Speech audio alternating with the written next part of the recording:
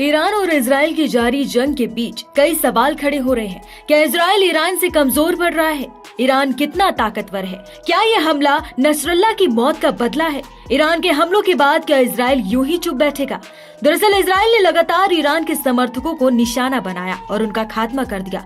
Hezbollah chief Nasrallah की मौत के बाद ईरान वैसे ही बौखलाया बैठा था और इसी ताक में था कि कब वो इजराइल को उसकी हैसियत दिखाए।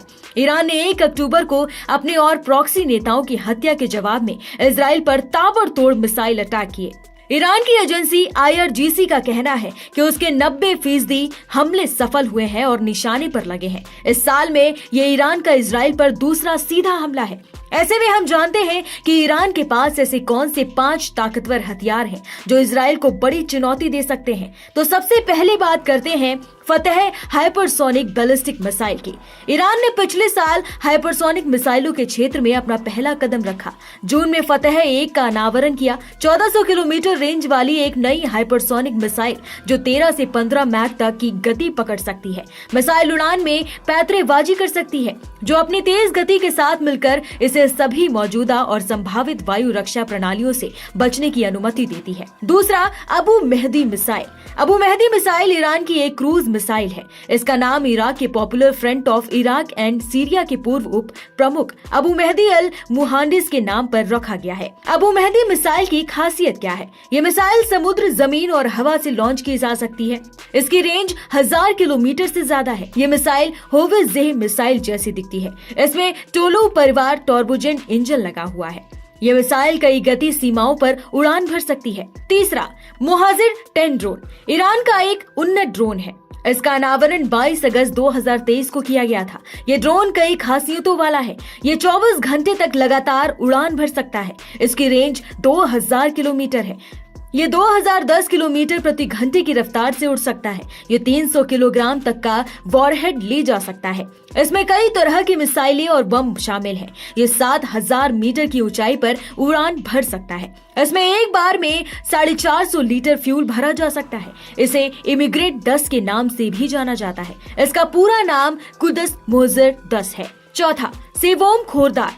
ईरान की एक सड़क मोबाइल मध्यम दूरी की वायु रक्षा मिसाइल प्रणाली है। इसे तीसरा खोरदाद भी कहा जाता है। इसका अनावरण 11 मई 2014 को किया गया था। ये मिसाइल वायु रक्षा प्रणाली का उन्नत संस्करण है। शेवोम खोरदाद का नाम खुर्रम शहर की मुक्ति के नाम पर रखा गया है। खुर्रम शहर की मुक्ति फारसी कैलेंडर के मुताबिक तीसरे खोरदाद की हुई थी। आपको बता दें कि ईरान ने अमेरिका और इजराइल के हमलों से बचने के लिए 9 डे नाम का एक नया हथियार तैनात किया था। यह हथियार Sevom Khordad long range high altitude defence missile system पर आधारित है। पांचवा, सैयद बख्तरबंद लड़ाकू वाहन।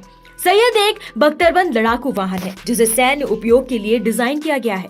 इसे उच्च सुरक्षा और फायर पावर के साथ विकसित किया गया है ताकि ये युद्ध के मैदान में दुश्मनों के खिलाफ प्रभावी ढंग से लड़ सके। इन वाहनों में आमतौर पर मजबूत बख्तर, आधुनिक नेविगेशन और संचारण उपकरण और विभिन्न प्रकार के हथियार प्रणाली शामिल होती है। इसका उद्देश्य सैनिकों की सुरक्षा सुनिश्चित करना और दुश्मन पर प्रभावी हमला करना होता है।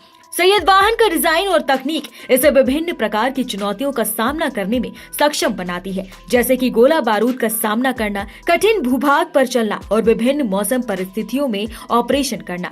ईरान के पास कई ताकतवर हथियार हैं, जैसे कि बैलिस्टिक मिसाइलें, ड्रोन और अन्य सैन्य तकनीकें, जो उसे एक महत्वपूर्ण सैन्य शक्ति बनाती है। इसके बावजूद इजराइल अपनी सुरक्षा के लिए तत्पर रहता है। इजराइल के पास आयरन डोम, डेविन स्लिंग और अन्य मिसाइल रक्षा प्रणालियां हैं, जो उसे संभावित हवाई हमलों से बचाने में मदद करती है। अब ईरान के हुए इस हमले के बाद इजराइल भी शांत नहीं बैठेगा।